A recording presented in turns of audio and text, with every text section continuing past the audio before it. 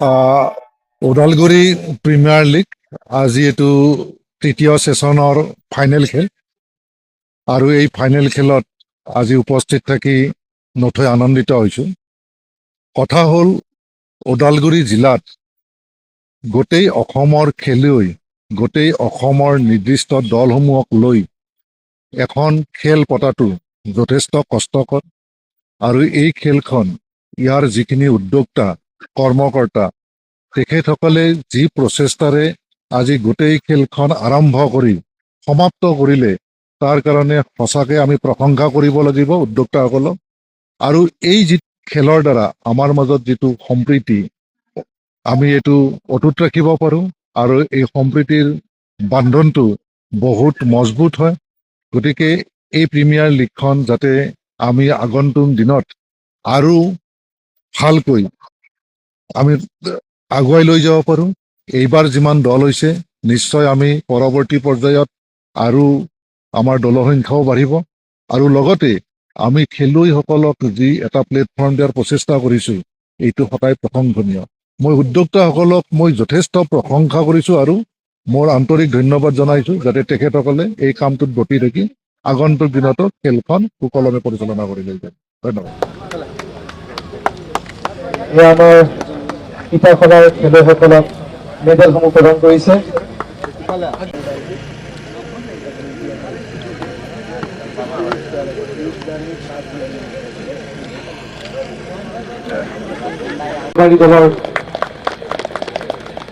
দলে এই সন্মানটি গ্ৰহণ কৰিছে। ইয়াৰ পিছত খেলুৱৈসকলে অলপ ভালকৈ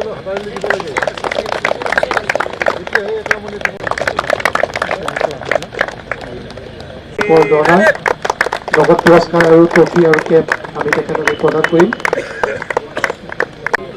আমাৰ মাজত আছে